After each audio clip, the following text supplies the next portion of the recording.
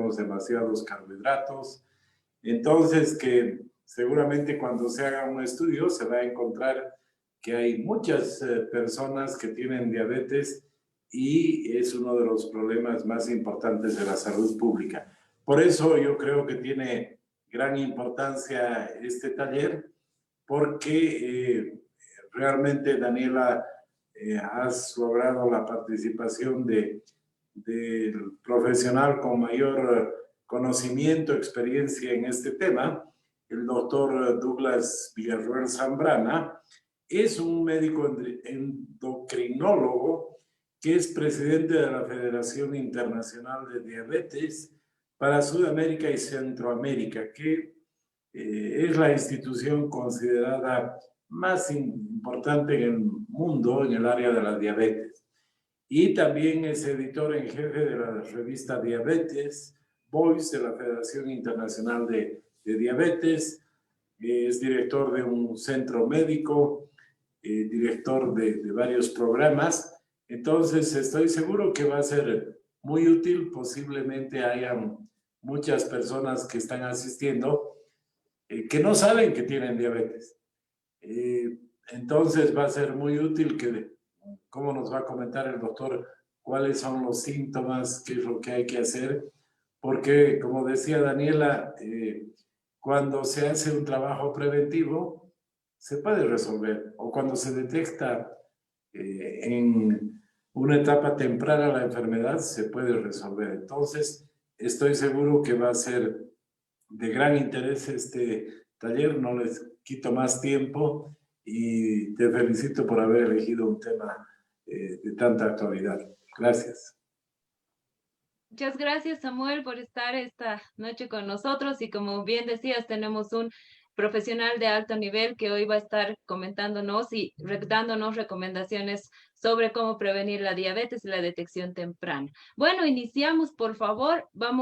Déjenme presentarles. Ya Samuel nos ha adelantado un poco sobre la trayectoria de nuestro invitado. Él es el doctor Douglas Villarroel Zambrana. Él es médico endocrinólogo, presidente de la Federación Internacional de Diabetes para Sudamérica y Centroamérica.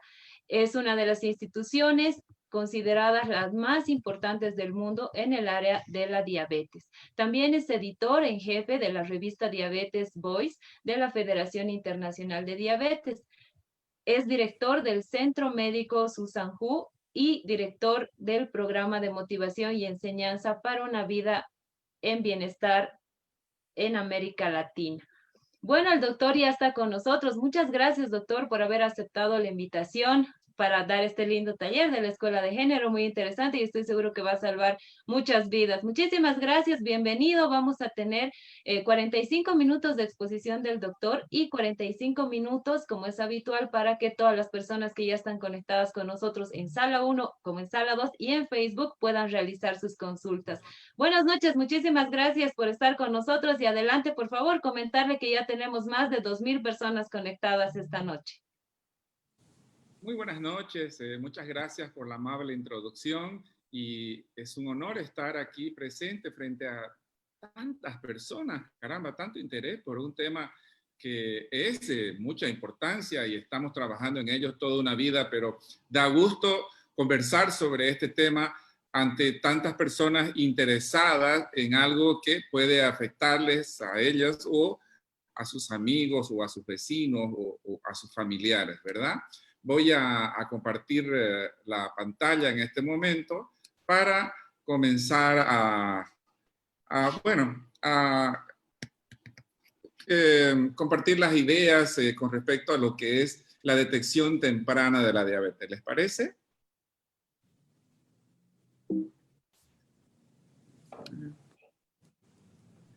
Bien, existe una distinción importante entre el análisis diagnóstico y la detección oportuna o la detección temprana, aunque ambos utilizan las mismas pruebas clínicas. El análisis diagnóstico se lleva a cabo cuando una persona presenta síntomas de diabetes o señales de la enfermedad. Tiene mucha sed, orina con mayor cantidad o frecuencia, ha perdido peso, tiene infecciones genitales, se levanta a orinar por las noches. El diagnóstico se lleva a cabo, en esos casos se sospecha, ¿verdad? La detección oportuna se lleva a cabo para poder identificar a las personas que no tienen síntomas con probabilidad de tener diabetes o de tener prediabetes.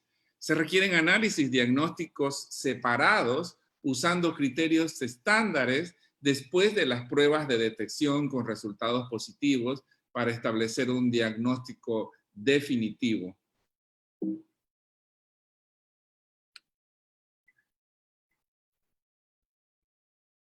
No se recomienda llevar a cabo un análisis clínico generalizado de las personas asintomáticas para determinar la presencia de, vamos a decir, anticuerpos o autoanticuerpos para identificar a las personas en peligro, principalmente porque aún no se ha establecido cuáles son los valores límites para ciertos tipos de ensayos o estudios clínicos de marcadores de inmunidad en afecciones clínicas.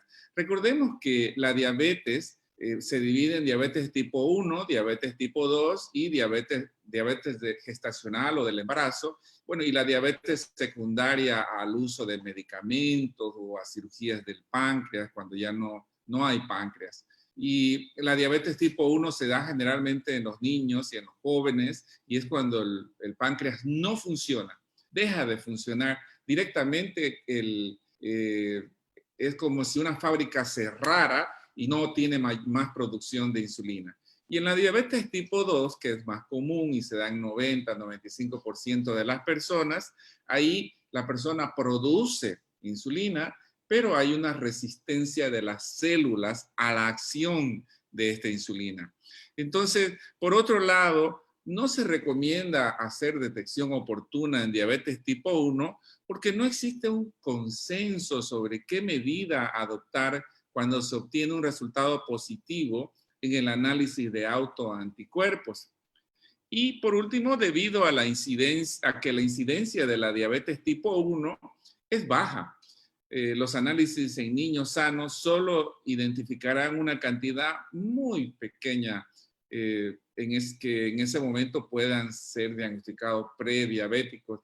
Es menos del 0,5%, entonces no se recomienda.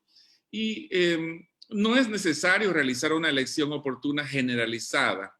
Generalmente las personas con diabetes tipo 1 presentan síntomas agudos de diabetes y niveles marcadamente elevados de glucosa en la sangre. Muchos se los diagnostica directamente en coma diabético y terminan en la terapia.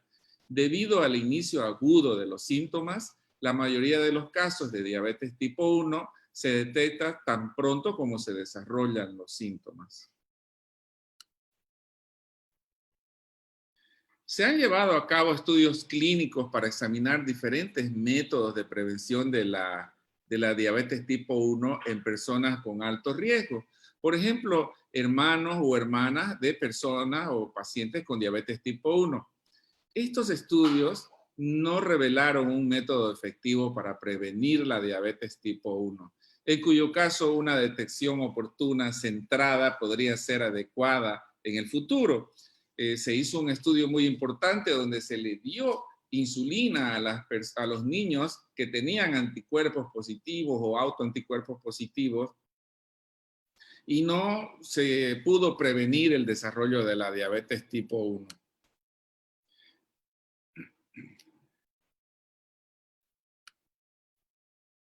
Frecuentemente, la diabetes tipo 2 no se diagnostica hasta que no aparecen complicaciones y aproximadamente, como decía el señor Samuel, la mitad de las personas que en este momento tienen diabetes no lo saben, o por lo menos un tercio de las personas no lo saben y tienen diabetes.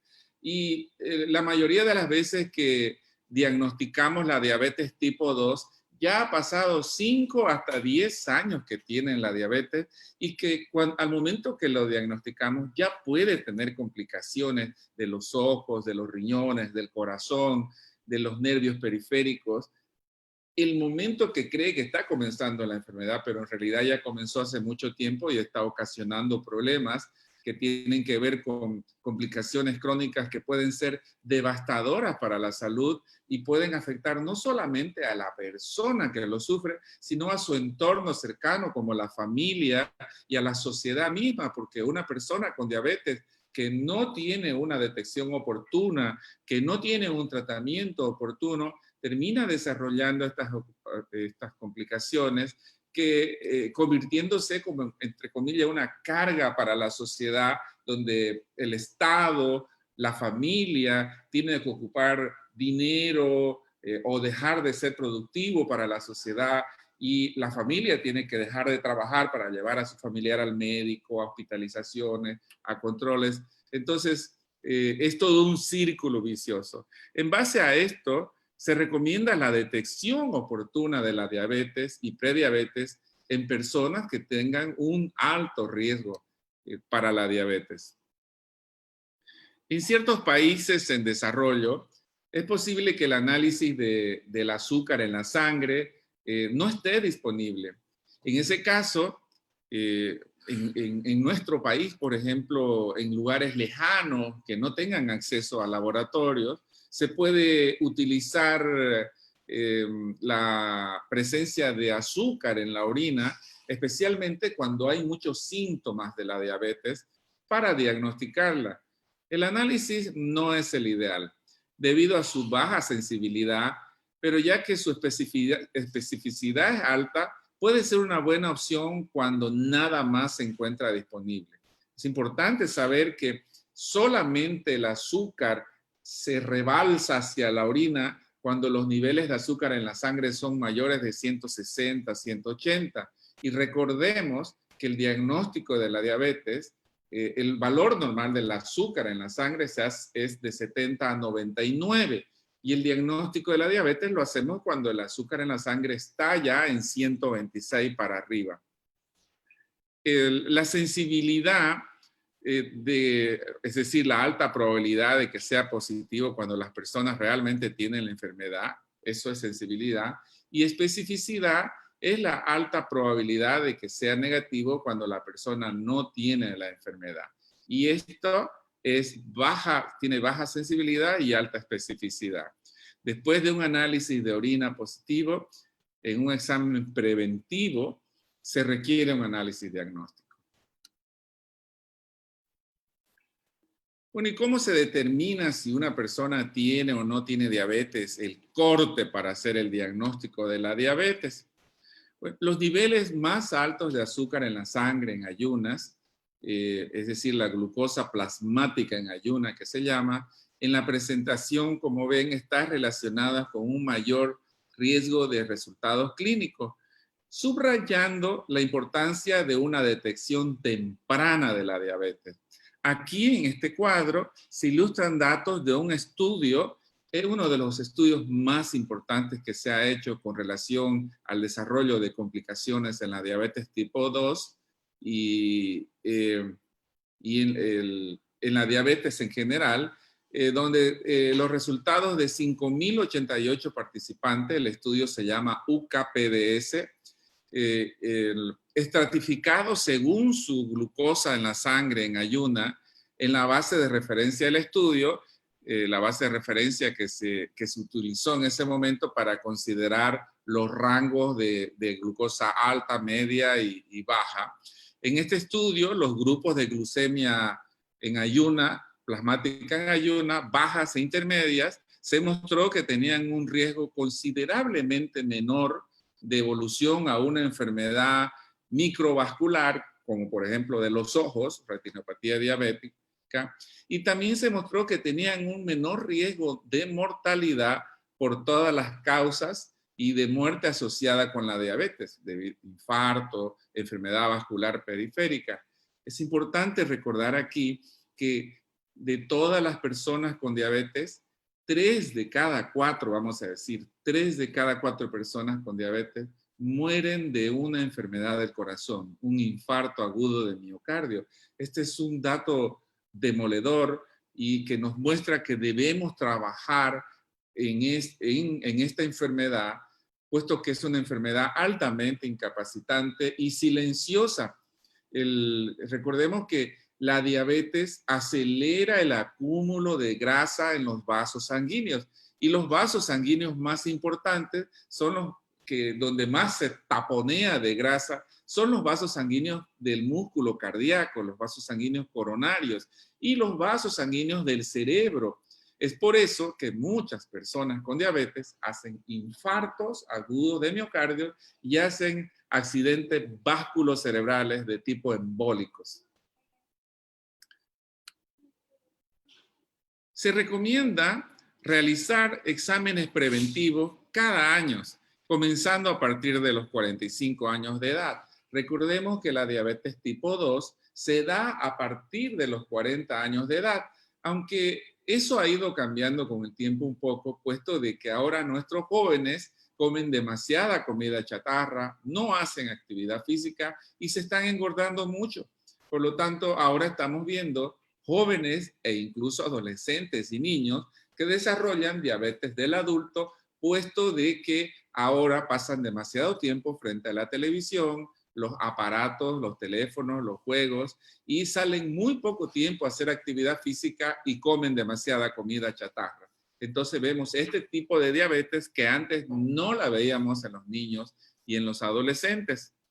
Entonces, especialmente recomendamos utilizar hacer diagnósticos tempranos o detección temprana en todas las personas que tienen algún grado de sobrepeso, es decir, un índice de masa corporal arriba de 25. Es importante señalar que el índice de masa corporal requiere ser ajustado de acuerdo a cada grupo étnico. Por ejemplo, los japoneses son más delgados, los asiáticos, pero en general sabemos que el índice de masa corporal de 25 a 30 es sobrepeso y arriba de 30 es obesidad. ¿Cómo sacamos el índice de masa corporal? Bueno, dividimos el peso por la talla al cuadrado. La talla al cuadrado se saca multiplicando la talla por sí misma. Con base a la opinión de muchos expertos, también se recomienda que se considere la detección oportuna en las personas con diabetes que tengan sobrepeso, que tengan carga genética para diabetes o más factores. Por ejemplo,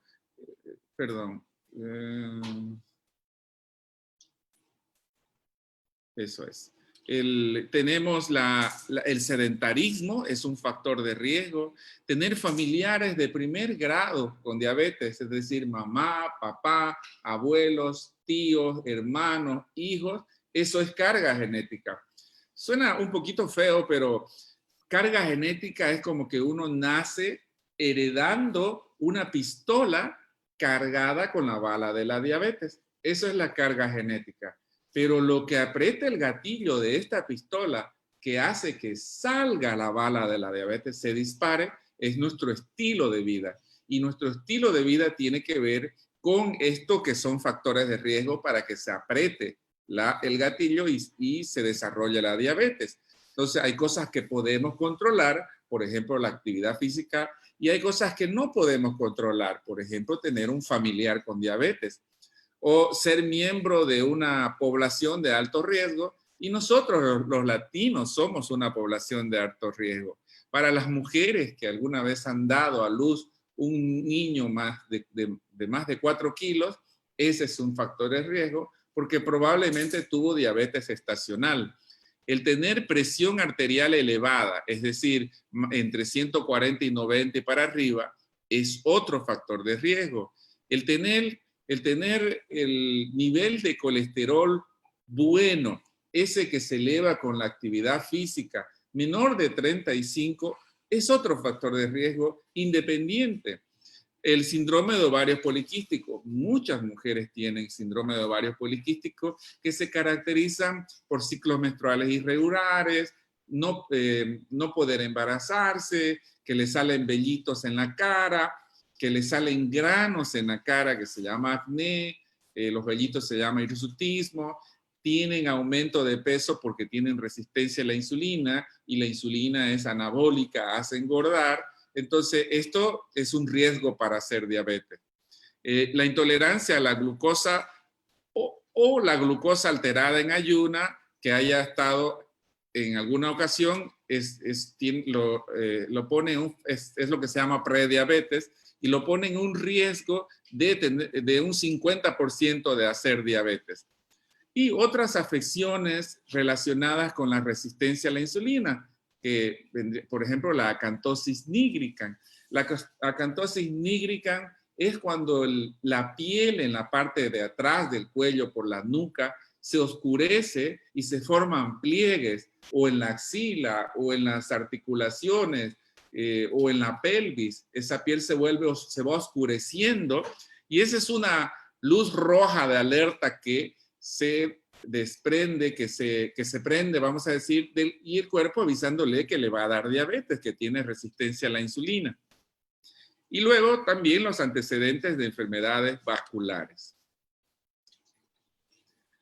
La incidencia de diabetes tipo 2 ha aumentado drásticamente en la última década, compatible con las recomendaciones de detección oportunas para adultos. Solo se debe examinar a los niños y a los jóvenes con un riesgo mayor de presencia de diabetes tipo 2.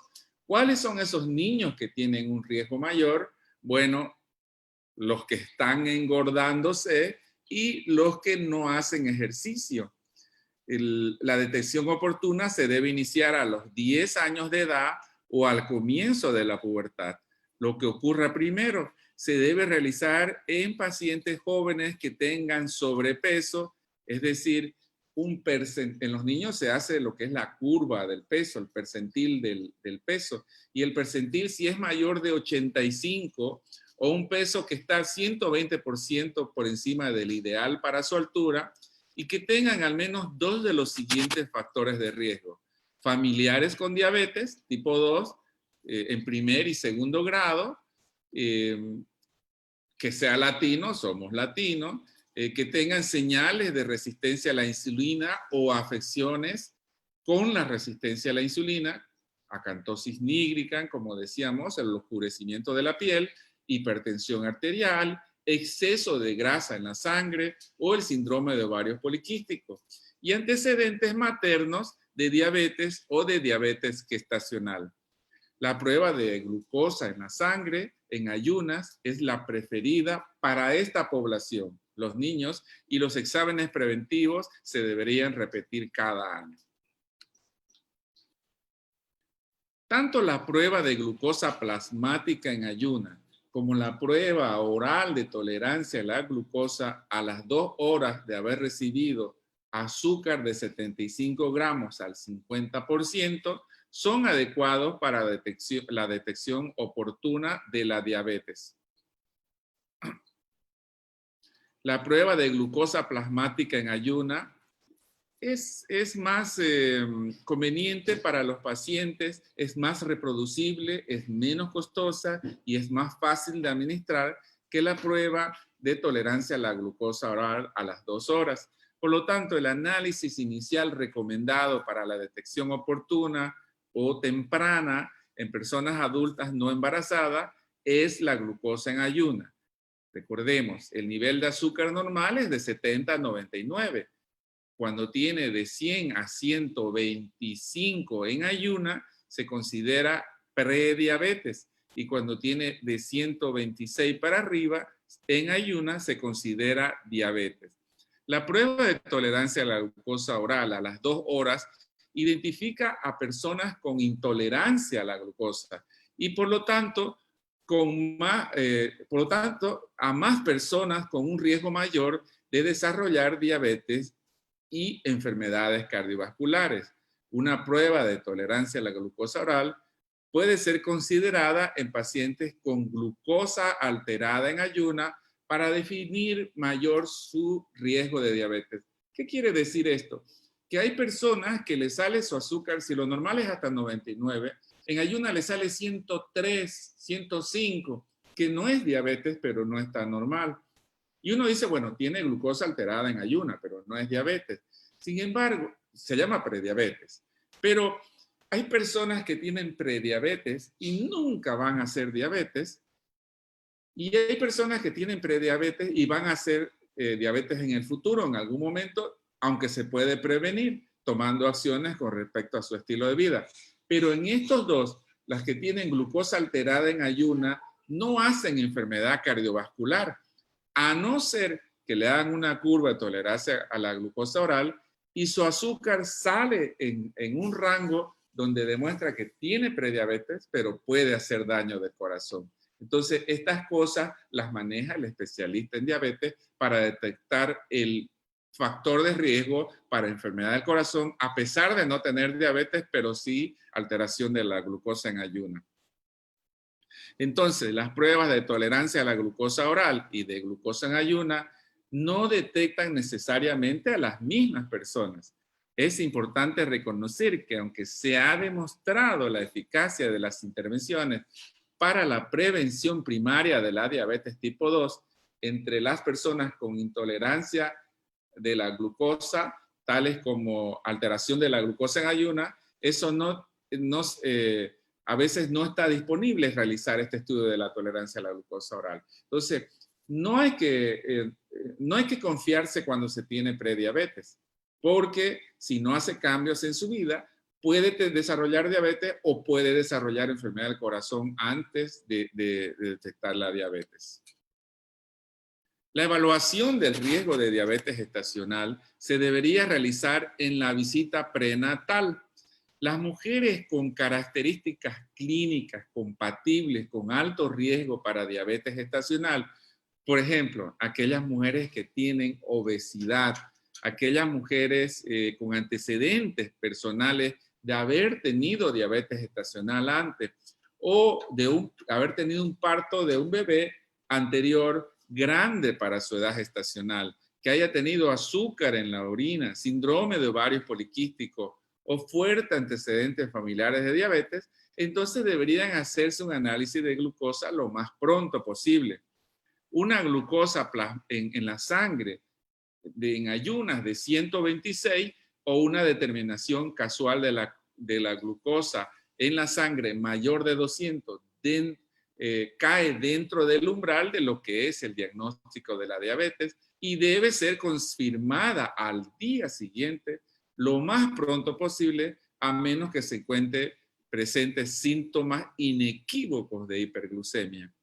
Las mujeres con un alto riesgo en las cuales no se encontró diabetes gestacional en los exámenes preventivos iniciales y las mujeres con un riesgo promedio deberían ser examinadas entre las 24 y las 28 semanas de gestación, es decir, hacer una prueba de escrutinio para diabetes gestacional a las 24 o 28 semanas de gestación. Un estado de bajo riesgo no necesita análisis de glucosa para esta categoría y está limitada a mujeres menores de 25 años de edad con un peso normal antes del embarazo. Hay muchos países que ahora es mandatorio hacer el estudio del escrutinio de diabetes gestacional en mujeres embarazadas independientemente de sus factores de riesgo entre las 24 y 28 semanas. En la Federación Internacional de Diabetes somos del criterio que toda mujer embarazada entre 24 y 28 semanas de su embarazo debe hacer la prueba de escrutinio, que consiste en tomar un líquido dulce de 50 gramos de azúcar al 50%, y si el nivel de azúcar da mayor de 140 a la hora, entonces tiene que hacer una curva de tolerancia a la glucosa oral de 3 horas.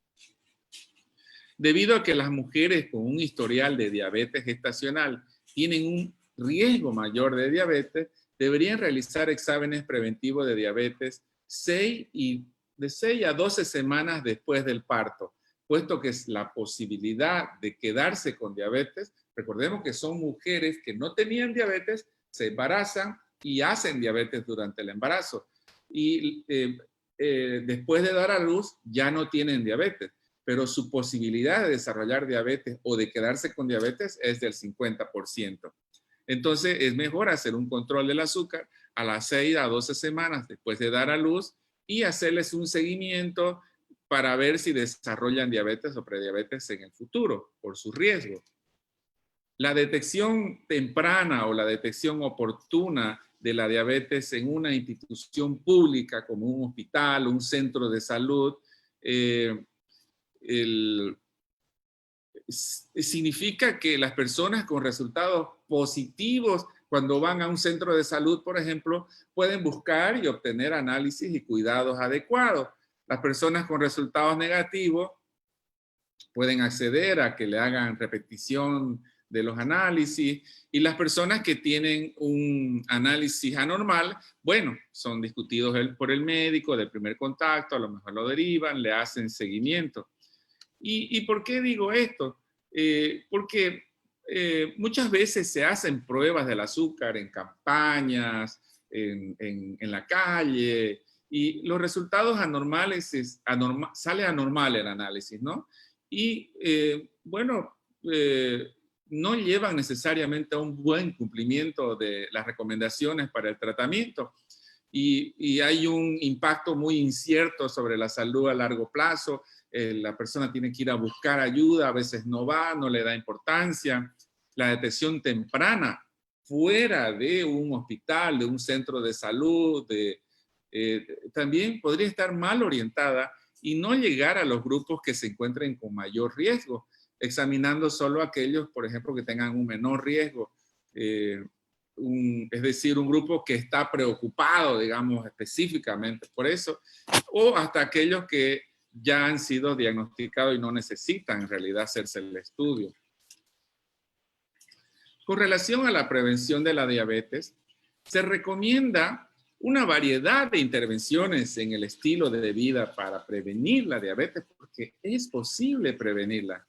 Las personas con riesgo alto de desarrollar diabetes deben conocer los beneficios de bajar de peso, participar en actividades físicas con regularidad y además recibir, no sé, pues consejos, asesorías sobre cómo iniciar estos cambios en estilo de vida. ¿Y saben qué se puede hacer? Simplemente caminar 30 minutos 5 veces a la semana. Y esos 30 minutos los puede hacer 10 minutos en la mañana, 10 minutos a mediodía y 10 minutos en la tarde o en la noche. O 15 minutos en la mañana, 15 minutos en la tarde o los 30 minutos al mismo tiempo. Está demostrado científicamente que mientras camine 30 minutos al día, usted va a tener menor riesgo de desarrollar diabetes. Se debe prestar mucha atención e indicar el tratamiento adecuado considerando otros factores de riesgo cardiovascular. Por ejemplo, las personas que fuman deben dejar de fumar. Las personas que tienen presión alta deben comer menos sal, por ejemplo. Las personas que tienen exceso de grasa. Todos esos son factores de riesgo. Un estudio muy importante, que es el estudio finlandés de prevención de la diabetes, ícono en la medicina, ahí las intervenciones intensivas de estilo de vida resultaron en una disminución drástica en el riesgo de desarrollar diabetes entre personas de alto riesgo para hacer diabetes. El estudio consistió en 522 personas de mediana edad con sobrepeso, un índice de masa corporal de 31, que es obesidad tipo 1, con tolerancia anormal a la glucosa, que se aleatorizaron, es decir, se dividieron en grupos con intervención en el estilo de vida, es decir, les daban asesoramiento individualizado, orientados a bajar de peso, a bajar la ingesta de grasas en sus alimentos, a disminuir la ingesta de grasas saturadas, a aumentar los alimentos ricos en fibras y aumentar la actividad física frente a otro grupo que no hacía ningún tratamiento. La duración promedio que se les hizo de seguimiento a estos dos grupos fue de 3 años, 3.2 años. Y luego a otros se les siguió por más tiempo. En el año 6, el riesgo de diabetes fue de 60% menos en el grupo donde se hizo la intervención de estilos de vida. La disminución de la incidencia de la diabetes estaba directamente relacionada con los cambios de estilo de vida. Entonces, esto nos demostró que las personas que cambian su estilo de vida pueden prevenir la diabetes. En el programa de prevención, en el estudio de DPPP, que es el programa de prevención de la diabetes, se observó que los cambios de estilo de vida disminuyeron drásticamente el riesgo de desarrollar diabetes en personas con un alto riesgo de tener la diabetes. En este estudio, 3.234 pacientes que no tenían diabetes, que tenían glucosa en la sangre en ayuna y después de tomar el líquido dulce que se llama glucosa postprandial, alterados, pero todavía no tenían diabetes, se los dividió en grupos que recibían placebo, es decir, una tableta con agua de choclo, vamos a decir, que no tenía nada. Recibían metformina, que es un medicamento que ayuda a prevenir la diabetes y que trata la diabetes, o un programa de modificación de su estilo de vida que consistía en bajar un 7% de su peso corporal total.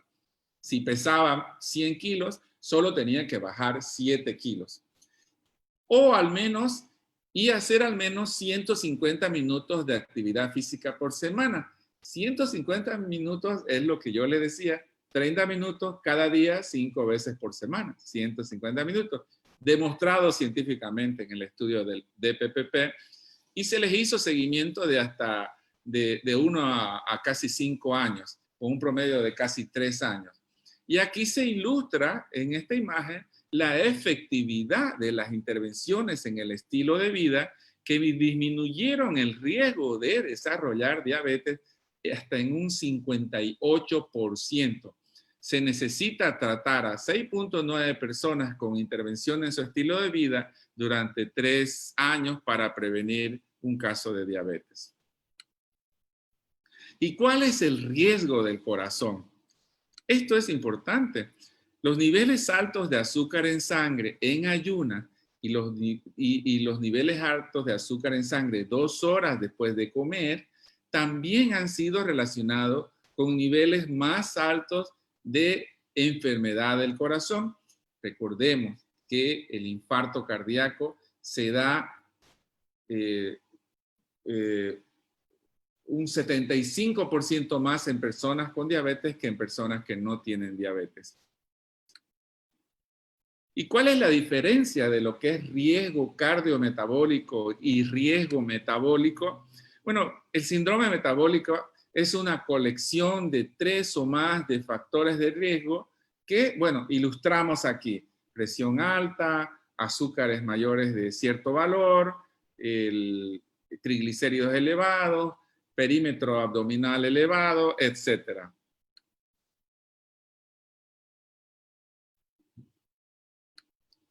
Sin embargo, existen críticas a esta definición. Los criterios son ambiguos e incompletos. La inclusión de la resistencia a la insulina como etiología unificadora es incierta. No hay una base clara para incluir o excluir otros factores de riesgo de enfermedades cardiovasculares. No se destaca, por ejemplo, el colesterol malo, LDL, la edad, el consumo de cigarro o antecedentes familiares como factores de riesgo cardiovasculares.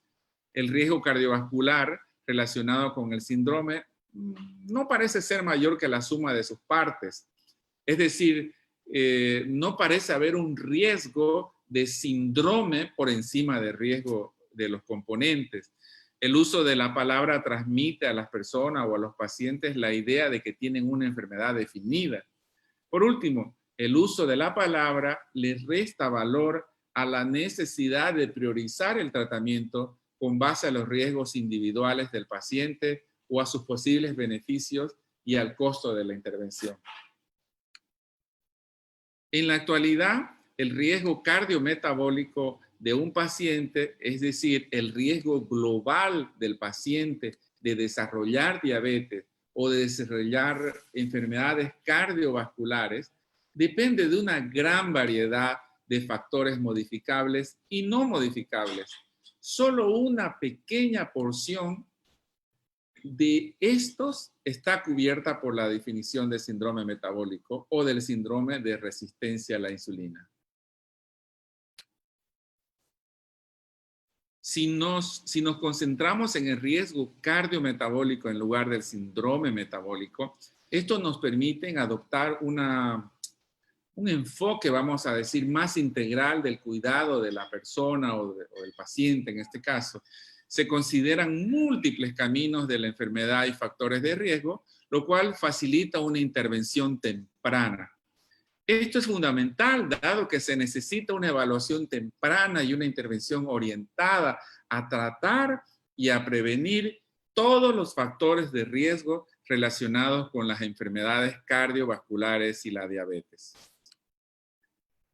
Cuando se considera el riesgo cardiometabólico de un paciente, se deben tener en cuenta todos los factores de riesgo no modificables, incluyendo la edad, no podemos cambiar nuestra edad, la raza, somos latinos, el género, así nacemos, y los antecedentes familiares de factores de riesgo cardiometabólicos, de diabetes y enfermedad cardiovascular. También es necesario tener en cuenta los factores de riesgo modificables, tales como el sobrepeso, podemos bajar de peso, o la obesidad, el fumar, podemos dejar de fumar, la inactividad física, podemos comenzar a caminar 30 minutos al día, 5 veces a la semana, un metabolismo de las grasas en sangre anormales que se puede bajar mediante la alimentación y la actividad física, la presión arterial que la podemos modificar a través de la dieta, a través del ejercicio y medicamentos. Lo mismo sucede con la resistencia a la insulina. La inflamación también como factor de riesgo cardiometabólico. Para ir concluyendo, ¿cuáles son los mensajes claves de esta conversación que estamos o esta conferencia que les estoy dando? Básicamente, en conclusión, se debe considerar la detección temprana para la diabetes tipo 2 en todas las personas no embarazadas de 45 años de edad y mayores y en ciertas poblaciones de 45 años con factores de riesgo identificables. Sobrepeso, sedentarismo, por ejemplo, hipertensión. Las pruebas de glucosa de sangre en ayuna y las pruebas de tolerancia a la glucosa a las 2 horas son ambas adecuadas para la detección oportuna, pero se requiere la prueba de glucosa en ayuna. Y finalmente, la detección oportuna para diabetes gestacional se debe realizar según un análisis de los factores de riesgo. Las pruebas orales de tolerancia a la glucosa son el método de análisis preferido en las mujeres embarazadas. Es necesario examinar a las mujeres que ya tienen diabetes y que se han embarazado entre las 6 y las 12 semanas, de diabetes gestacional, las que les ha dado diabetes cuando se han embarazado, 6 semanas después de dar a luz, porque su posibilidad de quedar con diabetes es de un 50%.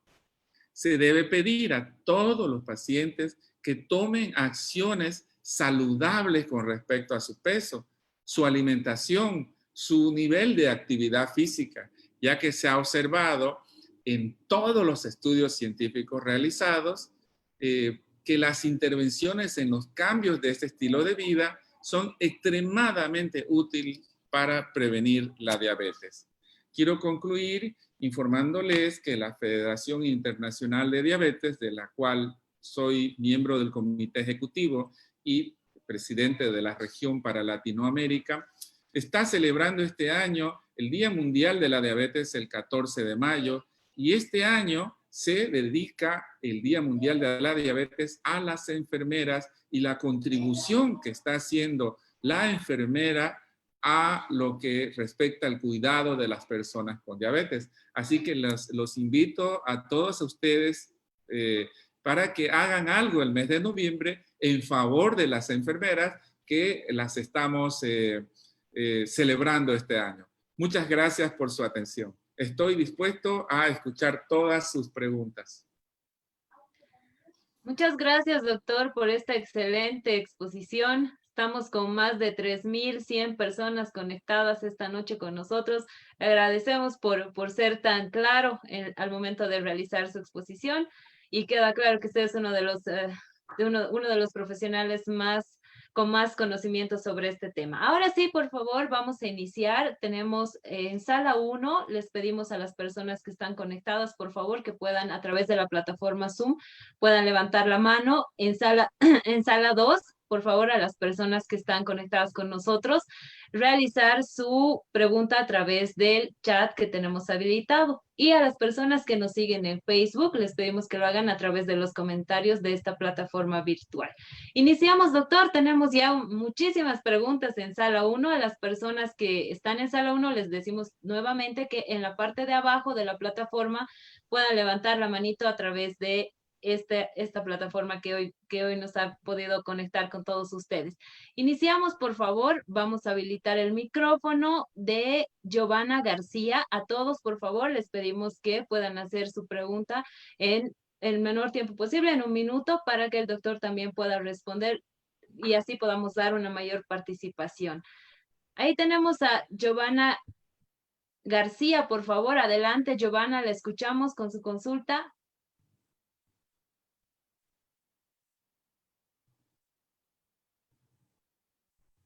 Giovanna García, por favor, adelante. Ahí está. Giovanna, la escuchamos, por favor.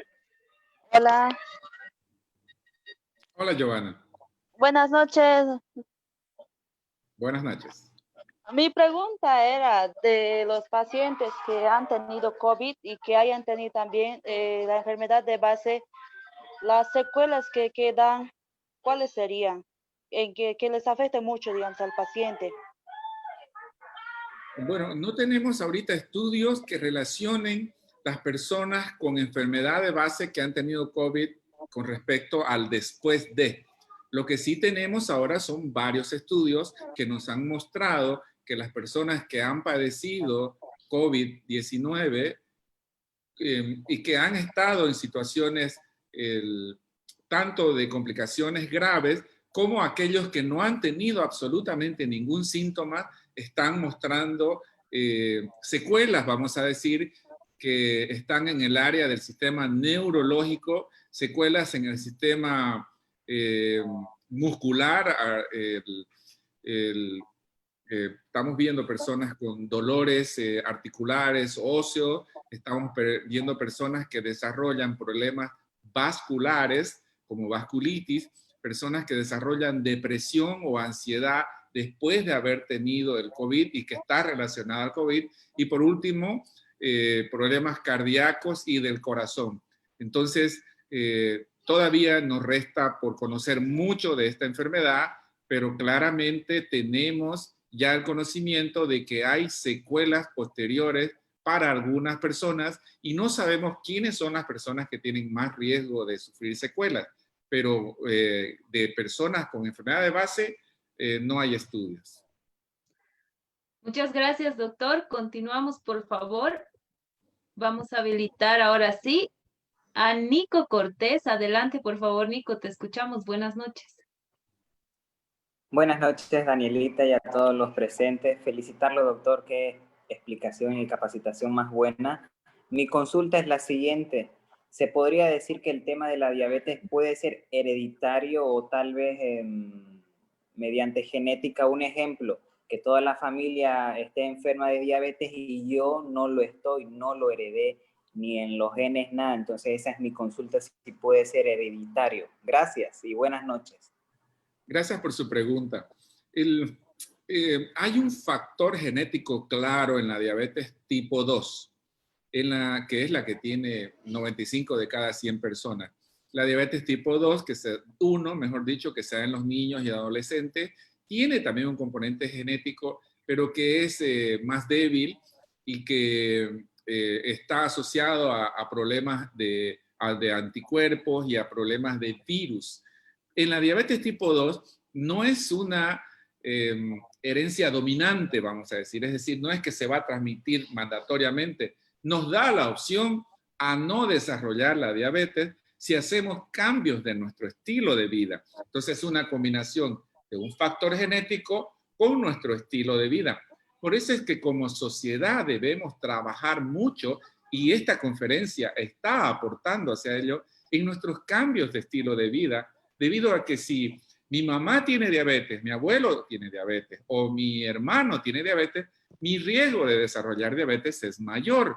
Por lo tanto, debo tratar de controlar aquellos factores de riesgo de mi estilo de vida que contribuyen a que me dé diabetes. Y el factor de riesgo más fuerte es la obesidad o el sobrepeso, o la alimentación no saludable, o el sedentarismo. Luego hay ciertas cosas como la presión arterial, el trago, el cigarro. Bueno, y hay cosas que hacemos pues y muchas personas no saben que le pueden ocasionar diabetes. Bueno, aquí está, ya lo saben. Entonces, se puede prevenir la diabetes tipo 2 a pesar de la carga genética que tiene. Gracias, doctor. Continuamos, por favor. Tenemos varias preguntas que también nos llegan desde Facebook. Aquí nos dice Carlos Va, ¿cómo tratar con pacientes que niegan seguir el tratamiento de diabetes? Bueno, ahí tiene mucho que ver tenemos mucho que ver nosotros los médicos, le cuento. Puesto de que para poder conseguir que una persona con diabetes haga un tratamiento adecuado, se necesita educación.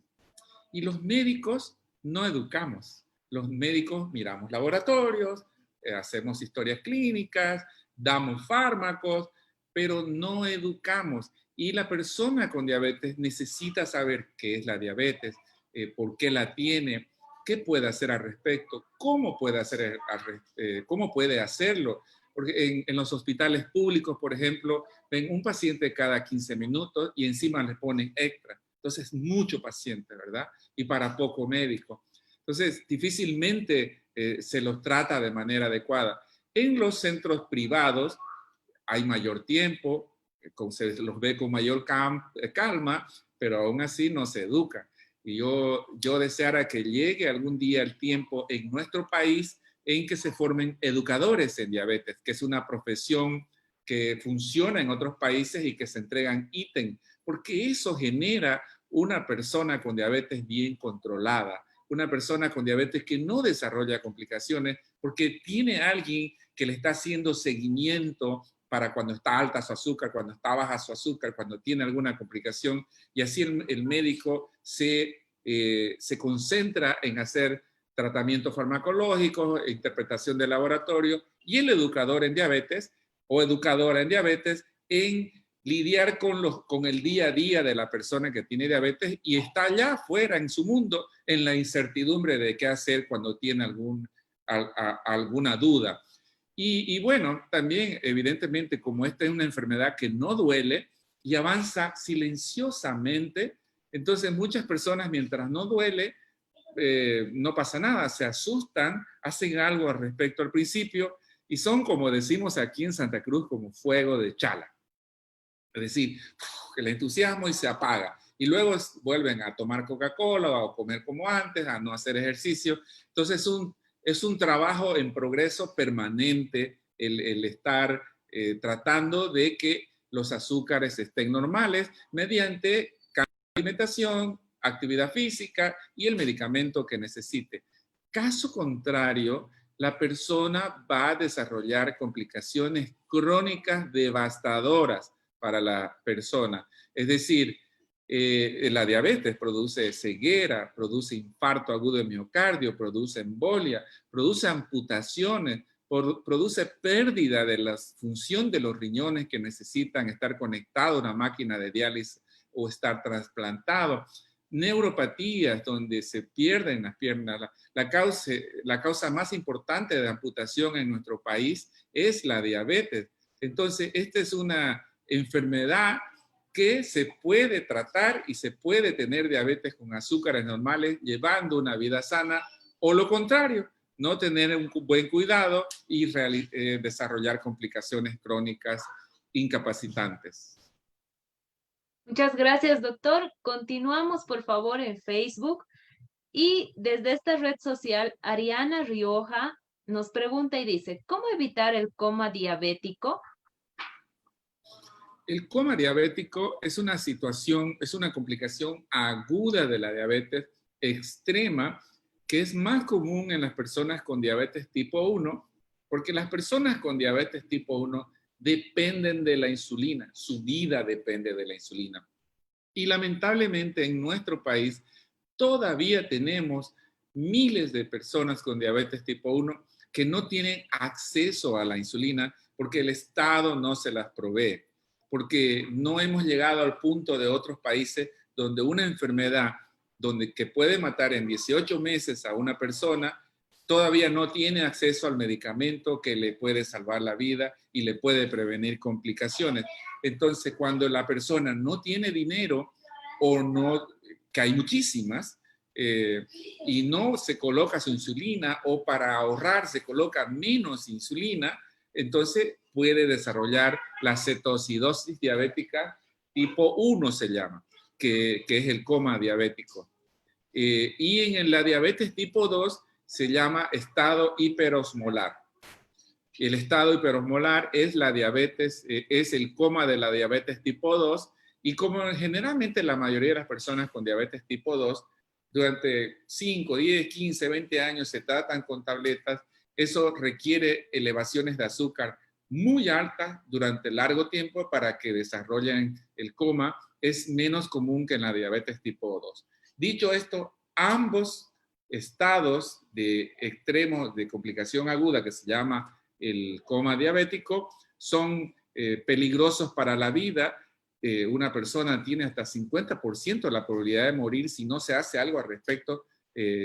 Muchas veces tienen, o la mayoría de las veces tienen que estar en una terapia intensiva, recibiendo mucha hidratación, recibiendo reposición de insulina, y si es necesario tratar lo que causa la descompensación que ha tenido. Y en uno es la falta de insulina, en otro puede ser una infección, una cirugía, un accidente, etc. Gracias, doctor. Continuamos, por favor. Diego Rodríguez, adelante con su consulta. Buenas noches, doctor. ¿Me escucha? Sí, lo escucho, Diego. Querido doctor, resulta que a mí, por ejemplo, me hicieron siempre prueba del azúcar, pero siempre me ha salido 100. Y entonces los doctores siempre me han dicho que eso es normal.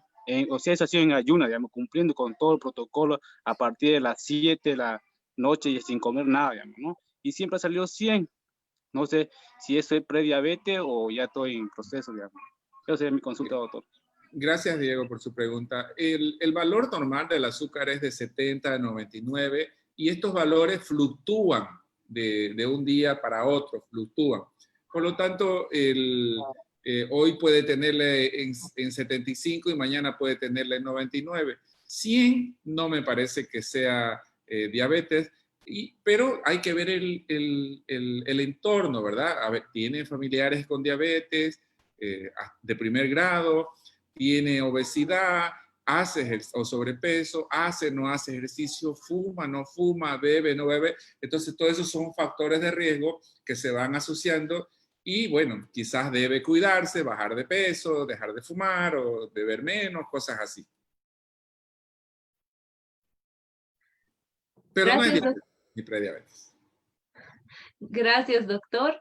Ahora sí, vamos a habilitar el micrófono, por favor, de la señora Felicidad Ochoa Burgos. Adelante, por favor, con su consulta. Felicidad, ¿desde dónde nos acompaña? Buenas noches. Muy buenas noches, de Santa Cruz, estoy conectada. Felicitar al doctor por tan excelente ponencia. Mi curiosidad realmente es saber cómo cuidarme para no adquirir la diabetes. Tengo 48 años, soy delgada, no hago ejercicio, pero camino mucho. Quiero saber cómo hacer para no adquirir ¿Cómo no? Bueno, está bien demostrado que lo primero que tiene que hacer es ver si tiene factores de riesgo, el no modificable, que es el genético, que si tiene familiares con diabetes. Si tiene familiares con diabetes, usted tiene predisposición a hacer diabetes. Entonces, eso quiere decir de que debe mantenerse con un peso normal, saludable, debe comer sano. ¿Qué es comer sano? Comer siempre frutas y verduras, variar, por decir, por 2 porciones de verduras en el día y 3 porciones de fruta. Y una porción de fruta vendría a ser una manzana mediana, por decir. Pero comer todos los días frutas y verduras, salir a caminar, hacer actividad física. Si no tiene carga genética, es decir, si no tiene familiar con diabetes, recuerde que siempre puede ser la primera de que adquiere la diabetes y le hereda la carga a los familiares, porque alguien finalmente comienza, ¿verdad? Y eso tiene que ver también con nuestro estilo de vida, con menor probabilidad, pero eso tiene que ver con la obesidad, con el sedentarismo, con el cigarro, con el trago, con nuestro estilo de vida. Gracias, doctor. Continuamos, por favor. Nos trasladamos hasta sala 2 en este momento y vamos a leer la consulta de la licenciada Luisa Mariana Ortiz Bonifaz. Ella dice, ¿cuál es su experiencia con pacientes post-COVID diabéticos? Bueno, la experiencia con pacientes COVID con diabetes es inmensa estos meses. ¿No? En la primera fase del COVID estuvimos atendiendo desde la mañana hasta la noche porque había una incertidumbre muy grande, había poco conocimiento y las personas estaban desesperadas porque no habían dónde las atienda, estaba todo saturado. Ha sido un periodo doloroso de recordar, puesto que han fallecido muchísimos de mis pacientes, han fallecido muchísimos de mis colegas, uno de mis mejores amigos y colega de toda la vida, los últimos 25, 26 años que hemos trabajado juntos, se lo llevó el COVID y eso ha sido muy doloroso para mí, no me puedo recuperar todavía. Y a muchas de las personas con diabetes que les dio COVID les fue mal y fallecieron, otras tuvieron complicaciones graves, algunos no.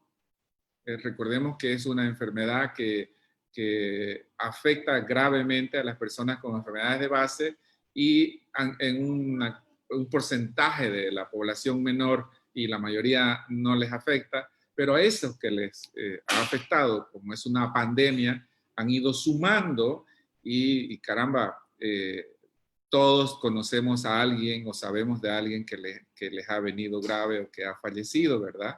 Y ahora, después que les ha dado el COVID, todavía tengo pacientes que me refieren que les duele los pulmones, que les duele el cuerpo, las articulaciones, o que han quedado con esa sensación de desgaste y pérdida de energía.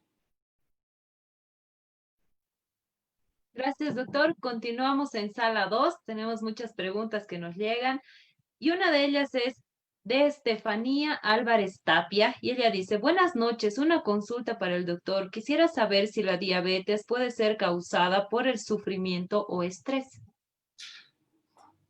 El estrés puede ser un factor de riesgo para desarrollar diabetes, pero no desarrolla diabetes por sí mismo. Tiene que estar asociada a una carga genética, tiene que estar asociada a otros factores de riesgo y que en un momento dado aprieta el gatillo de esa pistola cargada con la llave, con la bala de la diabetes. Entonces, el estrés más que todo lo que hace es descontrolar la diabetes en las personas que ya tienen diabetes, es decir, hacen que se suba el azúcar cuando están estresadas, puesto que el estrés está condicionado por hormonas que se llaman contrarreguladoras, y tenemos la hormona de crecimiento, tenemos el glucagón, tenemos la adrenalina, la noradrenalina. Entonces, todas estas hormonas hacen de que se suba el azúcar y se descontrole una persona con diabetes. Las personas que no tienen diabetes y están muy estresadas, sí, puede ser un factor de riesgo, pero no es el determinante. Gracias, doctor. Continuamos, por favor. Retornamos a sala 1 y vamos a habilitar el micrófono de la doctora Carla Natividad Argandoña. Adelante, por favor, doctora, la escuchamos. ¿Desde dónde nos acompaña? Sí, buenas noches. Soy acá desde Santa Cruz. Para empezar, agradecer al doctor por su tiempo y por lo que nos está brindando esta charla. Tengo algunas dudas. No sé si hay algún cambio porque, desde el momento que yo estaba estudiando medicina habían el tema de las recomendaciones de la dieta, ¿no? Pero no sé si ha cambiado algo. Y que si quisiera saber un poco, que me diga cada cuánto tiempo, si hay alguna nueva recomendación de cuáles serían los otros alimentos más que tal vez estén excluidos, digamos, de una dieta para diabético. También quería saber sobre la prediabetes, el tema de que el momento que ya tengo un paciente que tiene varios factores de riesgo, ya tiene el azúcar, ¿no? Abajo de 126, ¿qué estudios más le puedo realizar? O directamente ya empiezo con los tratamientos básicos. Y otra pregunta, ¿qué síntomas actualmente tal vez puedo tomar más en cuenta que sean más frecuentes? Bueno, en relación al diagnóstico de la diabetes, si la persona tiene prediabetes, tenemos que determinar si tiene glucosa alterada en ayuna, que es cuando el azúcar se ha elevado en ayuna, o una tolerancia alterada de la glucosa, que es cuando ha salido en un valor no de diabetes, pero no normal en la curva de tolerancia a la glucosa oral. Cuando en la curva sale eso, es una tolerancia alterada en ayuna, quiere decir que tiene riesgo tiene prediabetes, pero riesgo de hacer diabetes y enfermedad cardiovascular. Cuando sale solamente glucosa alterada en ayuna, pero la curva normal, tiene riesgo de hacer diabetes, no necesariamente va a ser, pero tiene riesgo de hacer diabetes, pero no tiene riesgo de enfermedad cardiovascular. Esa es la gran diferencia entre estos dos, y ambos se previenen con cambios en su estilo de vida, principalmente alimentación saludable, el bajar de peso y la actividad física. Como el ser humano por naturaleza no se sostiene la mayoría haciendo una alimentación sana, con un peso normal y haciendo ejercicio, entonces en la mayoría de los casos le añadimos metformina para prevenir, porque ayuda en un 30% la prevención de la diabetes, la metformina, pero mucho más ayuda los cambios de estilo de vida, un 60%, pero la disciplina pues se va cayendo en el tiempo y no confiamos, pero las personas que realmente son disciplinadas no le damos metformina. Con respecto a los síntomas de la diabetes son tener mucha sed, que se le seque la boca, que orine con más frecuencia o en mayor cantidad, que se levante a orinar por las noches, que tenga infecciones genitales, que pierda de peso, que tenga visión borrosa. Y asociado a eso tiene carga genética para diabetes, es decir, familiares con diabetes, es mejor hacerse un examen de azúcar en ayuna y determinar si tiene o no tiene diabetes. Y no me acuerdo de la tercera pregunta. Bueno, ya vamos a volver a habilitar el micrófono para que pueda hacer su consulta. Sin embargo, vamos avanzando, doctor. Tenemos muchísimas preguntas en esta noche. Vamos a habilitar el micrófono de Brian Arano. Adelante, por favor, Brian. Lo escuchamos. Buenas noches. Muy buenas noches, doctor. Bueno, tengo un tío que tenía coronavirus. Y a sus 2 semanas, después de haberse recuperado, le diagnosticaron diabetes, creo que de tipo 1. Mi pregunta es si él puede ir eliminando toxinas a través de ejercicios como caminata, trotando, spinning o aquellos ejercicios denominados como cardio. No tengo muy clara su pregunta en relación a las toxinas. ¿Por qué le preocupan las toxinas? Bueno, o sea, si es que, aparte de esto, perdón, me olvidé de decirle que también tenía, o bueno, tiene grasa en la sangre, y no sé si él se puede recuperar de la diabetes, ya llegar a los parámetros normales a través de esos ejercicios. Bueno, gracias por su pregunta.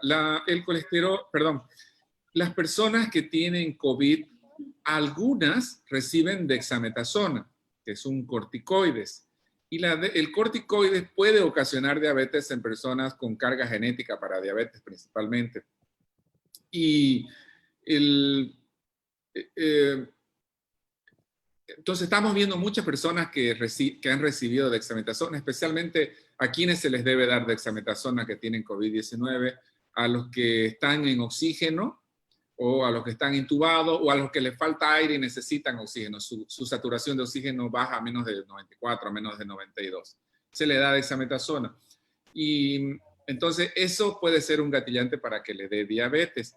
Algunas personas pueden recuperar y normalizar su azúcar, sí. Y otras no, se quedan ya con diabetes, ya no hay vuelta para atrás. Entonces eso hay que verlo luego que deja de recibir la dexametasona. El exceso de grasas en sangre se puede corregir con dieta y con ejercicio, y si no es suficiente, se da medicamentos que se llaman estatina, como la atorvastatina o la rosuvastatina, que ayuda a bajar y a normalizar sus niveles de grasa en sangre, que es un factor de riesgo para enfermedad del corazón. Entonces, sí puedes recuperar de la diabetes por haber recibido corticoides. Puede que no lo haga, entonces eso hay que estar atento y mirarlo. Yo recomendaría que tenga un plan de alimentación para diabetes y comience a hacer actividad física. Gracias, doctor. Continuamos, por favor. La doctora Verónica Saavedra Beizaga. Adelante, por favor, doctora. La escuchamos desde donde nos acompaña. Buenas noches. Buenas noches, doctor Villasuel. Primeramente agradecerle por el taller y por las sugerencias que nos da, la verdad son muy útiles. Me gustaría... ¿Me escucha? Sí, la escucho muy bien, Verónica. Disculpa, Doctora, doctor. perdón. Mi duda sobre esto, si nos podría profundizar un poquito más sobre el tema de por qué es tan difícil la cicatrización o la curación de heridas en pacientes con diabetes, y por qué es tanto esto de que ellos les acusen más al tipo de infecciones, ¿no? En heridas especialmente grandes. Si nos podría profundizar un poquito más, doctor, por favor. Muchas gracias. ¿Cómo no? Gracias a usted por su pregunta. Primero, se escucha mucho, ¿verdad? De que tiene que estar normal su azúcar cuando va a una cirugía principalmente, ¿verdad? Para que si no, no va a cicatrizar la herida. La mayor preocupación que tenemos en una cirugía es el corazón, en realidad, porque ¿se acuerdan que les dije que 3 de cada 4 personas hacen infarto o mueren de un infarto de las personas con diabetes? Es porque la diabetes acelera pues el acúmulo de grasa en los vasos sanguíneos. Entonces, cuando una persona con diabetes va a ir a una cirugía, tiene que tener un buen control de la diabetes. Y eso quiere decir que su hemoglobina glicosilada A1C, que es el promedio de su azúcar de los últimos 3 meses, sea menor de 7. Ahora, en relación a las heridas, es cierto, el azúcar alta hace que los mecanismos de defensa que tiene el organismo a través de las células que libera para evitar una infección o para acelerar la cicatrización, está ralentizado, es decir, la respuesta es lenta cuando el azúcar está alto. Entonces, el riesgo de que se infecte antes de que cicatrice es mayor si su azúcar está elevada. El azúcar por sí misma es un factor es un caldo de cultivo, independientemente de los procesos que se tienen en relación a los mecanismos de defensa del cuerpo, de la cicatrización y de la prevención de infecciones. Entonces, ¿por qué no cicatriza en algunas personas y por qué se infecta? Porque los mecanismos celulares que van a cumplir esta función se vuelven más lentos y le gana la bacteria o antes de que esa herida cierre. Antes que me olvide, para todos amigos y amigas que nos están viendo, en ese afán de aportar lo que es información veraz y quitar lo que es noticias falsas. Yo tengo una red de una página del Facebook que se llama Dr. Douglas Villarroel. Todos los días subo solamente información de salud que es basada en la evidencia. Y tengo una página web de bienestar que solamente subo información de salud basada en la evidencia, que tiene casi 1000 artículos ya a estas alturas y se llama bienestar.global. Los invito a visitarlas o a hacerse amigos del Dr. Douglas Villarroel en Facebook, donde ahí van a encontrar todos los días consejos de mi parte en relación a la diabetes y muchos otros temas del bienestar. Gracias, doctor. Vamos, si usted nos permite, también en nuestra página de Facebook vamos a compartir los enlaces de la página web y la página de Facebook también del doctor. Gracias, doctor. Continuamos, por favor. Tenemos todavía muchas preguntas. Desde sala 2, Estefanía Gareca nos dice, doctor, mi persona presenta pancreatitis aguda y tengo hipoglicemia. ¿Se puede considerar una diabetes? ¿Hipoglucemia? Hipo cuando está baja, ¿verdad? Hipoglicemia. Ya, bueno, lo que pasa es de que el páncreas es el órgano que tiene unas células que produce la insulina. La insulina viene a ser como una llave que sale del páncreas y va a las células del cuerpo, a una chapita que hay en cada puerta de la célula de la llave, la célula tiene una puerta y tiene su chapa. Y va la llave que se llama insulina, que se secreta en el páncreas y abre la puerta, el azúcar entra y da energía. Entonces, si a una persona le da pancreatitis y esa célula productora de insulina se inflama y no trabaja y no produce insulina, se le va a subir el azúcar, no se le va a bajar. Entonces puede tener diabetes secundaria por pancreatitis, o a veces le operan y le sacan el páncreas y bueno, entonces da diabetes secundaria. Diabetes secundaria se llama también cuando toma corticoides y se le sube el azúcar, como en el caso de la dexametasona. Y hay personas con riesgo de hacer diabetes que se le baja el azúcar, pero eso ocurre cuando la persona tiene sobrepeso, hay resistencia a la insulina, es decir, la llave que se llama insulina no puede entrar a la chapa, no abre la puerta, mejor dicho, de la chapa de la célula del cuerpo, por lo tanto no mete azúcar en la célula y el páncreas produce más insulina y el exceso de insulina hace engordar y da más sobrepeso. Entonces esta resistencia a la insulina, hiperinsulinemia, como produce tanta insulina, a veces mete demasiada, abre las puertas a patada, vamos a decir, y mete demasiada azúcar a la célula y se baja en la sangre. Y en esos casos podría ser que dé hipoglucemia. Gracias, doctor. Continuamos, por favor. Desde Facebook, Lorena Arce Pacheco nos dice, buenas noches, ¿hay alguna manera de bajar la dosificación en cuanto al uso de insulina como tratamiento? Claro que sí. La mejor manera de bajar la dosis es teniendo una alimentación adecuada, equilibrada, más estricta, podemos decirle, y haciendo actividad física. Mientras menos dieta y menos ejercicio, más insulina, porque no hay otra forma de controlar el azúcar. Pero yo les aseguro que si mejora su alimentación, se hace orientar con una nutricionista y hace actividad física, con certeza que va a disminuir su requerimiento de insulina. Gracias, doctor. Continuamos, por favor. Vamos a habilitar el micrófono de Karina Mendoza Vela en sala 1. Adelante, por favor, Karina, ¿desde dónde nos acompañas? Buenas noches. Buenas noches, doctor. Buenas noches, Danicita. También buenas noches, señor Samuel Doria Medina. Pues muchas gracias por estos talleres, ¿no? Que nos ayudan bastante. Bueno, mi consulta es, doctor, lo siguiente. Tengo una familiar, una tía que es diagnosticada diabetes 1, tipo 1, y está tomando, bueno, le recetan el medicamento de la metformina 850 antes del almuerzo. ¿Es normal que le mande al baño a la hora y media este medicamento? Muchas Señora gracias. Karina, ¿está con insulina, sí, su familiar?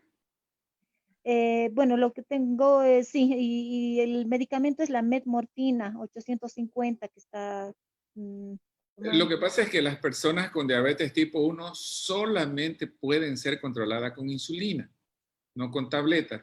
La metformina podría hacer de que disminuyan sus requerimientos de insulina y reciba menos insulina, puede ser, pero el tratamiento fundamental es la insulina. Si su azúcar está alta en la sangre, va a orinar con mayor cantidad y con mayor frecuencia. Debe estar descompensada. Pero lo que es más importante, la insulina es esencial para la vida. Si tiene diabetes tipo 1, debe estar con insulina. Pues Muchas gracias, doctor. Gracias, Karina, por haber participado. Continuamos, por favor. Ruth Ivette Mercado Champani, adelante, por favor. ¿Desde dónde nos acompaña? Buenas noches. Buenas noches, ¿me escuchan? Sí, Sí, la adelante. escuchamos, Ruth. Buenas noches, doctor, muy buena exposición. Quería saber cuál es el tratamiento de la diabetes. Mire, el mejor tratamiento de la diabetes es una alimentación sana y actividad física. Si tiene diabetes tipo 2 y es disciplinada con su alimentación y su actividad física, capaz que no necesite medicación. Pero como la mayoría no tiene una dieta adecuada, estricta, a largo tiempo, a largo plazo, ni hace ejercicio todo el tiempo, entonces hay que darles, en la diabetes tipo 2, le damos primero metformina. Si no responde, le combinamos con un medicamento que es glibenclamida o glimepirida. Si no responde, le combinamos otro medicamento que se llama, puede ser sitaglitina. Hay un medicamento nuevo que ha salido en Bolivia que se llama Feduban. Y bueno, hay otros medicamentos en el mundo que no han llegado a Bolivia que se podrían utilizar, pero acá, después de estar dándole 3 medicamentos diferentes, ya les damos insulina porque ya no tenemos otra opción. Y en la diabetes tipo 1 es de entrada plan de alimentación, actividad física e insulina. Y ahí hay que estar trabajando entre las dosis de la insulina y el estilo de vida. Eso es el tratamiento. Muchas gracias, doctor. Continuamos, por favor. Desde sala 2 también nos llega una consulta y dice Fanny Mariela Cachitola. Buenas noches, agradezco la disertación. Mi consulta es la siguiente. Si una persona tiene diabetes gestacional, ¿puede llegar a transmitir a su bebé? ¿Qué tipo de diabetes desarrollaría el bebé? No, la diabetes gestacional, es decir, aquella mujer que estaba sana e hizo diabetes durante el embarazo, no va a transmitir la diabetes a su bebé. ¿Sabe qué le transmite? El azúcar alta. El azúcar alta pasa a través del cordón umbilical al bebé o a la bebé. Y ese bebé pues no tiene diabetes, está sanito y su páncreas está funcionando. Entonces empieza a producir insulina para bajar el azúcar de la mamá en su sangre, en la sangre del bebé o la bebé. Entonces esa insulina es anabólica y lo hace engordar al bebé. Por eso nacen gorditos de más de 4 kilos, grandes. Entonces, para que eso no suceda, la mamá tiene que hacer dieta, ejercicio si hacía ejercicio antes, si no hacía mejor no. Y debe con dieta estricta. Y si no es suficiente la alimentación, insulina, porque la insulina no pasa la barrera de la placenta al bebé. En cambio, si le damos tabletas, sí pasa y puede afectar al bebé, bajarle su azúcar. Gracias, doctor. Continuamos, por favor. Nos llega una pregunta desde Facebook. Corina Montaño. Buenas noches, excelente presentación, doctor. Felicidades. Mi pregunta es, ¿qué parámetros tomamos para iniciar insulinoterapia en pacientes tipo 2? Bueno, en la diabetes tipo 2, cuando estamos seguros de que una persona, a pesar de cuidarse con la alimentación, de estar haciendo actividad física y está tomando dosis máxima de la mayor cantidad de tabletas posible y aún así están altas sus azúcares, sabemos que su páncreas ya no está funcionando.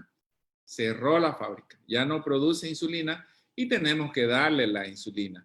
Entonces ahí comenzamos a darle generalmente en dosis bajas. Podemos calcular kilo peso, que se calcula 0,3 o 0,5 unidades por kilogramo peso, depende si es adulto o no, pero en realidad lo que hacemos, comenzamos con 10 unidades y cada 3 días hacemos ajustes, pequeños ajustes de las dosis de insulina hasta encontrar el punto donde con la alimentación, el ejercicio y la dosis de insulina, mientras menor, mejor para nosotros y para el paciente, pero así vamos ajustando la dosis.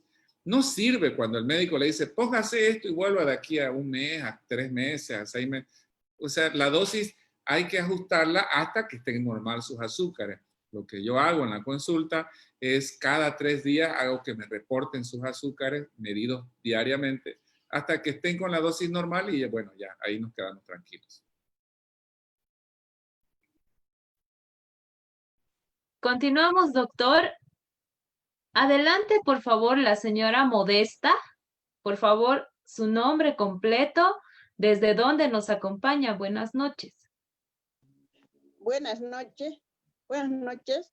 Mi consulta es, yo era gordita, voluminosa era, y desde junio he empezado a rebajar. Eso quería saber, porque yo tengo diabetes a mis 55 años.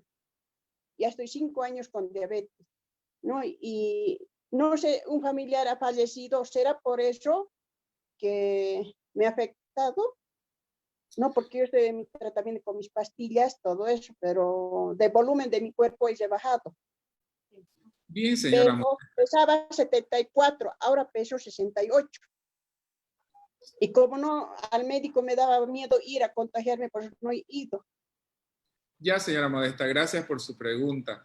En la mayoría de los casos, la pérdida de peso en una persona con diabetes tiene que ver con una elevación del azúcar, un descontrol de la diabetes que no necesariamente es su culpa. O sea, no es culpa de nadie, ¿verdad? Pero el azúcar, cuando la diabetes no está bien controlada, ese azúcar que es energía y que debe estar en las células de su cuerpo, por ejemplo, en las células de los músculos, se elimina por la orina. No la está recibiendo la célula. La célula le dice, cerebro, dame de comer, pero el azúcar está en la sangre y no está entrando a la célula. Necesita de la llave, de la insulina para que le abra la puerta y entre. Y a veces no hay suficiente de esa llave o directamente no hay esa llave y baja de peso. ¿Qué es lo que hay que hacer en su caso? Evaluar con su médico de la diabetes. ¿Será la dieta y la actividad física que no está haciendo por la pandemia? ¿O será que hay que cambiarle el medicamento y utilizar un mecanismo diferente o aumentar la dosis para que produzca más insulina y abra más puertas? Entonces, necesita hacer una evaluación de su diabetes para determinar si está con el tratamiento adecuado o ya debe cambiarlo. Pero probablemente sea un descontrol. Habría que hacerle unos estudios con su médico de la diabetes. Gracias, doctor. Ya estamos llegando a la parte final. Tenemos 2 preguntas más, por favor. En sala 1 vamos a habilitar el micrófono de Miriam Céspedes. Adelante, por favor, Miriam Céspedes, ¿desde dónde nos acompaña?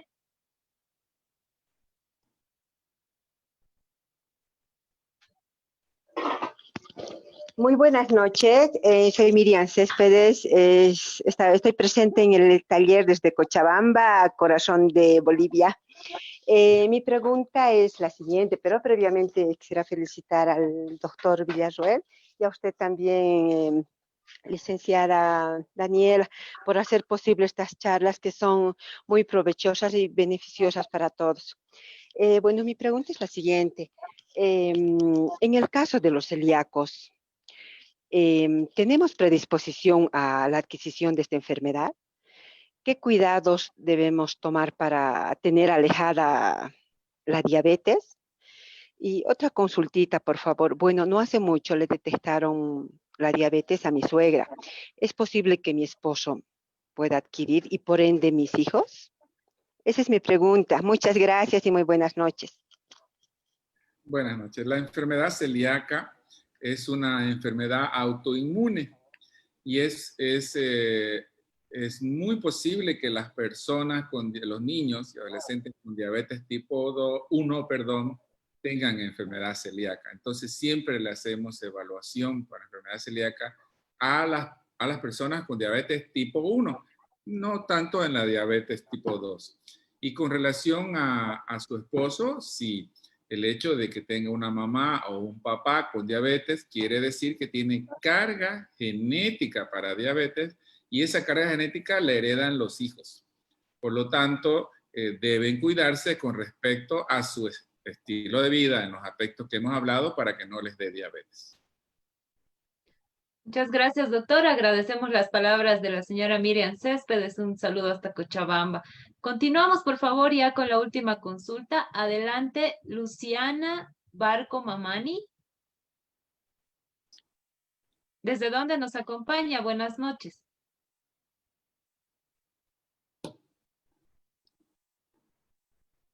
Está con su micrófono apagado, Luciana. Buenas noches, buenas noches, van a disculpar.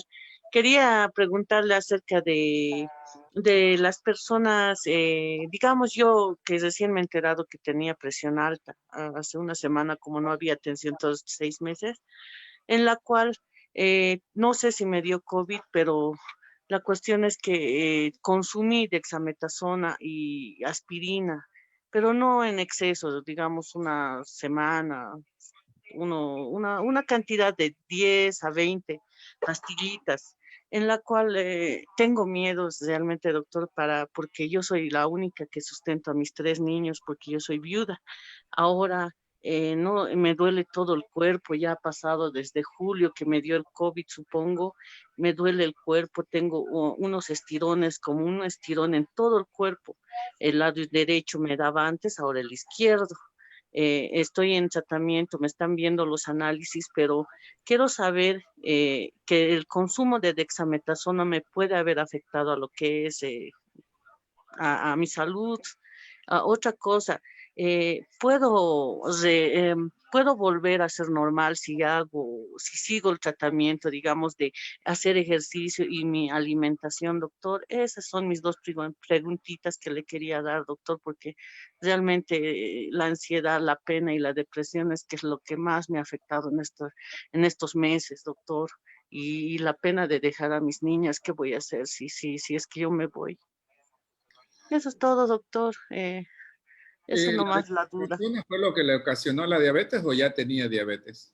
No tengo diabetes, pero tengo miedo que cuando los análisis salgan el viernes me digan que tengo diabetes por el consumo de dexametasona.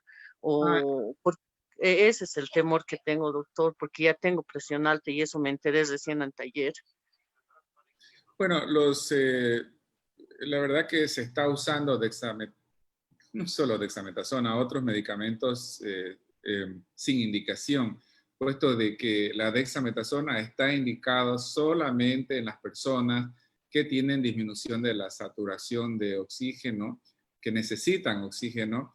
Si ese es su caso, se toma 6 miligramos durante 10 días y nada más. El efecto de la dexametasona puede durar mientras lo está tomando y si le produce diabetes o azúcar alta, que se llama hiperglucemia, puede ser que normalicen los azúcares después, como que no. Entonces, eso no lo sabemos en su caso. Los dolores musculares que tiene o articulares pueden ser una secuela del COVID que haya tenido en el pasado. Hay que tratarlo con antiinflamatorios o con analgésicos. Pero lo importante es de que usted se preocupa por su salud, está en esta charla para aprender, ha ido a hacerse análisis, está haciendo lo correcto. Yo quiero que sepa que todo va a estar bien y que usted va a estar mejor porque se preocupa y va a hacer cosas, ha escuchado ahora cosas que aportan a su vida y a su bienestar con respecto a su estilo de vida. Gracias, doctor. Nos llega una última pregunta desde el Facebook. Lidia Guillén Vargas nos dice, doctor, tengo diabetes tipo 2. ¿Es necesario que tome medicamentos o solo con la dieta puedo controlar y haciendo ejercicios? Puede controlar la diabetes tipo 2 solo con un plan de alimentación y haciendo actividad física. Si tiene disciplina y fuerza de voluntad, claro que puede hacerlo y la felicito por hacerlo. Pero si no es suficiente, debe tomar medicación, no debe tenerle miedo. y esa decisión debe conversarla con su médico. El médico tiene la obligación de escucharla y respetar su deseo de cuidarse solo con alimentación y ejercicio, sobre todo si es que mantiene azúcares normales. Muchas gracias, doctor. Bueno, hemos tenido alrededor de 3.200 personas conectadas en esta noche. Queremos agradecerle por su brillante exposición. Realmente tenemos muchas preguntas más y lo esperamos muy pronto para seguir hablando sobre estos temas tan importantes como es la diabetes, que está afectando a mucha gente en el mundo. Le agradecemos mucho, doctor. Sus últimas recomendaciones y despedida, por favor. Pues simplemente que estoy muy honrado de que hayan estado presentes en mi conferencia tantas personas y con tanto interés y entusiasmo. Y nuevamente las vuelvo a invitar a que sean amigos de mi Facebook, Dr. Douglas Villarroel, o que visiten la página web bienestar.global. Solo temas de salud basados en la evidencia. Gracias. Muchas gracias, doctor, por aceptar nuestra invitación y compartir en esta noche todos sus conocimientos. Y lo esperamos muy pronto para seguir hablando sobre estos temas tan importantes para cuidar la salud. No se vaya, por favor, unos minutitos más. Le pedimos que se quede con nosotros. Recordarles a todos ustedes de que los talleres de la Escuela de Género son los días martes y viernes a partir de las 18:30. Este martes vamos a estar hablando, martes 13 de octubre, vamos a estar hablando sobre un tema muy importante que todos debemos tener muchísimo cuidado, ya que vamos a tener las elecciones muy pronto. Vamos a hablar sobre los protocolos de bioseguridad para las elecciones en pandemia. Los invitamos, por favor, este siguiente martes a acompañarnos. Gracias a las 3.200 personas aproximadamente que se han conectado en esta noche con nosotros. No se olviden, por favor, de que los certificados van a ser enviados a través de un link a su correo electrónico en las siguientes 72 horas para que ustedes lo puedan descargar a través de nuestra página web. Este link va a ser enviado nuevamente, les repito, a su correo electrónico con el cual se han registrado. Además, les invitamos a que puedan visitar nuestra página en Facebook y darle like para conocer mucha información. Vamos a estar publicando ya en la página del doctor también para que ustedes puedan acceder a ella y tener toda esta valiosa información que él ha mencionado. Van a poder volver a ver este taller, las recomendaciones del doctor también y algunos tutoriales y mucha información sobre los talleres que hemos tenido hasta ahora. Estamos muy felices y agradecidos con todos ustedes por haber participado ya en nuestro taller número 31. Tenemos personas que nos han acompañado desde el taller número 1. Muchísimas gracias a todos ustedes y bueno, ahora sí vamos a tener, doctor, es una tradición ya de nuestra Escuela de Género tener una foto grupal virtual para que en este momento de pandemia podamos estar de esta manera tal vez un poco más juntos, ¿no? Les agradecemos mucho a todos y por favor, ahora sí, les pedimos a todas las personas que están conectadas con nosotros, tanto en sala 1 y en sala 2, que puedan prender, por favor, sus camaritas y regalarnos una linda sonrisa para tener nuestra foto grupal del taller número 31 de la Escuela de Género. Mandar un saludo a todas las personas que se han conectado con nosotros de los 9 departamentos.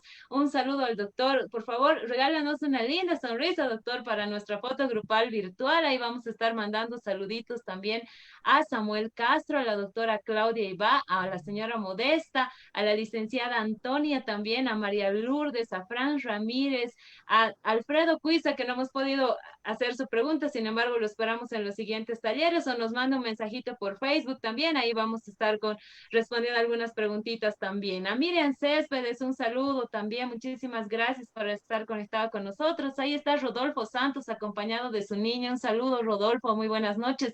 Mario Flores, también buenas noches. Samantha Lugo, también María Ruth.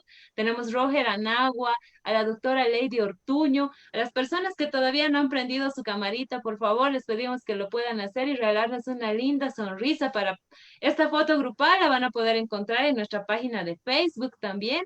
Ahí tenemos a la doctora Mariela, acompañada de su niño y toda la familia. A María Vargas también, buenas noches, un saludo a toda la familia. A Miriam Tomala también, a Guillermina Ortiz, que está ya conectada con nosotros. Tenemos a la profesora Roxana, al auxiliar en enfermería Rosario, acompañada de toda su familia, Alfredo Edgar también, que nos ha acompañado en esta noche. Muchísimas gracias a todos ustedes por confiar en los talleres y el profesionalismo de nuestros invitados de la Escuela de Género. Muchísimas gracias. Ahí tenemos a la doctora Patricia Rivero, que seguramente está también en la clínica acompañándonos desde allá. Muchísimas gracias. Enviamos un saludo a Milenka, Alison, Michaela, Fabiola Lisset. Saludos, Fabiola. Tenemos a Tania Nina, también Fabiola Lisset, a Sonia García. Todas las personas que todavía no han prendido su camarita, por favor, les pedimos que lo hagan. Ahí tenemos a Andrea Rosales. Saludos, Andrea, Neisa, Nicole. También un saludo, María Isabel. Gracias a todos por confiar en la Escuela de Género y gracias a ustedes es que la familia de la Escuela de Género va creciendo cada vez más. También enviamos un saludo a todas las personas que nos han acompañado desde Sala 2. Y a las personas que están conectadas en Facebook, también un saludo cordial. Gracias por estar esta noche con nosotros. Seguimos mandando saluditos, por favor. Ahí tenemos a la licenciada Brenda Allison. Ahí tenemos a César Fernández también. Muchísimas gracias a todos. Y bueno, los esperamos el día martes para hablar sobre los protocolos de seguridad que debemos seguir para estas elecciones del domingo 18 de octubre. No se pierdan este taller, vamos a tener expertos que nos van a estar hablando sobre este tema. Es importante mantener la alerta, no podemos bajar la guardia y cuidarnos nosotros y cuidar también a nuestras familias. Bueno, les agradecemos a todos ustedes. Un saludo a la hermana Carmen que nos acompaña desde Sucre, a la doctora Claudia Ibá también. Un saludo a toda la gente que nos ha visto en Sala 2 y a todos los que han estado conectados por Facebook. Los esperamos el siguiente martes a partir de las 18:30. Muchísimas gracias, doctor. Bendiciones a todos ustedes también. Doctor, bendiciones. Muchas gracias por estar también en primera línea en esta época tan difícil que hemos estado viviendo en todo el mundo debido a la pandemia. No se olviden a todos ustedes, por favor, usar barbijo, lavarse las manitos, mantener el distanciamiento social. No bajemos la guardia, cuidémonos, seamos responsables nosotros y con nuestras familias. Muy buenas noches, muchas gracias. Gracias, doctor. Buenas noches a todos. Gracias.